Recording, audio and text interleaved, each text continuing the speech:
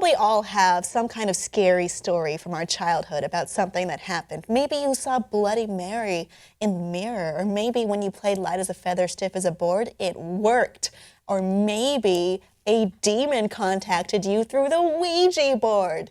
But there are some reasons why this could work beyond the paranormal supernatural angle, and we're going to talk about that today. Becca, did you ever go to a sleepover when you were a kid and play any of these scary games? All the time, and you know what? They worked legitimately because there were supernatural presences. I don't care what the science says. All right. Well, you lived in the only legitimately certified haunted house in the world by officials. But for anyone else who's not Becca, we do have some reasons why the scary, spoopy games you played at sleepovers actually worked. So for instance, light as a feather, stiff as a board. The way this works is one friend lies down in the center, and the other children, or teenagers, sit all around that person. Should we just do it? With one finger or two under that person's body.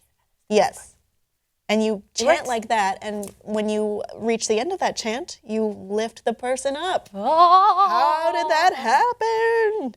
The levitation. Pretty much the reason why this is likely to happen is by chanting and counting to 3, and the ghosts, everybody in the circle is in sync and makes the lift attempt at the exact same moment. The weight is distributed pretty evenly across. If you have enough people, it's not very hard. Your fingers are probably stronger than you think they are. I remember doing this as a kid, and it didn't work. But I remember there was this boy, and he was like, "It's working. She's being lifted." And I was just like, I wasn't in on it, I guess. And I was like, I don't feel it. We would just be full on hands, like, "Oh, it's working. It's ghosts," and with our entire hands underneath. But it's all about the stiffness of the person lying down. They've got to hold super tight, and then it works. Well, it didn't work for mine, but there is one that many people are very certain have worked, which is Bloody Mary. The way this works is it varies, but basically what you do is you look into a mirror, possibly in the bathroom, maybe you light a candle, you stare into the mirror and you chant,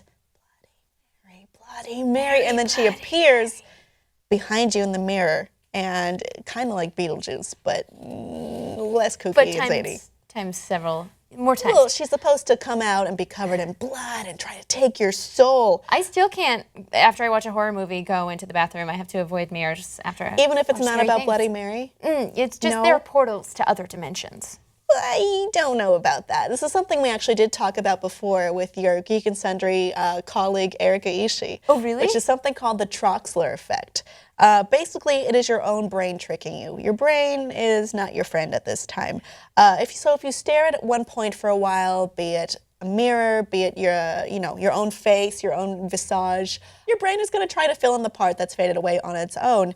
And maybe it's something that you've been looking at for a while. In a mirror, you're looking at your own face, so it's not crazy to say that you would see, your brain would create the image, a distorted face of a monster or a person. This would work especially well in low light spaces, such as a poorly lit bathroom.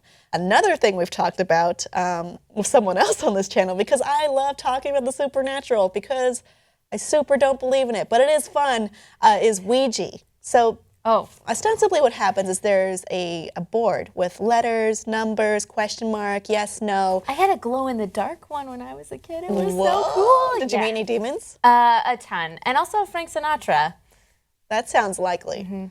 Well, basically what it is you all put your hands on the planchette, the plastic thing, and ask the spirits a question. And then the spirits will move the planchette with your hands on them to find the answers. But this is working with something called the ideomotor effect, which is your subconscious is making your hands move, even if you aren't consciously directing it, but it's all the people, not the spirits. To test this theory, some Ouija board users were asked to answer questions, strong responses, but later these people were blindfolded and the board was shifted.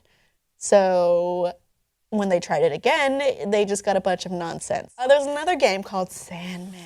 So like light as a feather, one person lies down, closes their eyes, relaxes, and someone else tells a creepy story about that person being cut open and their body filled with sand. Then, when they try to stand up, they can't because they're filled with sand. Spirit sand, that is. Ooh. actually what it happens is a mixture of balance, your own balance being knocked off center, and a little bit of hypnosis. So like during what a hypnotist would do, they would tell you to relax to make your brain more open to suggestion perhaps, like the idea that you might be full of sand.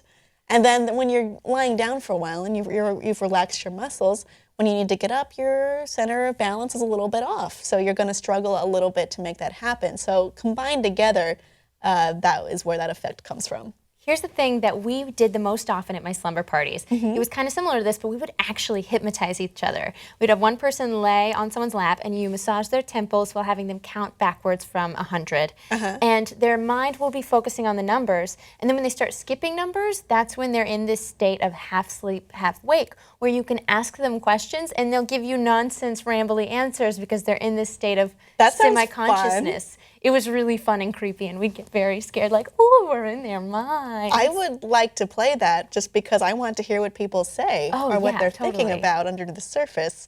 You know, it's like when you listen to people talk in their sleep and it's something weird. Of course, when we were 12 years old, our main question was like, do you like Melissa? Jimmy? Do you think Caitlin's a jerk?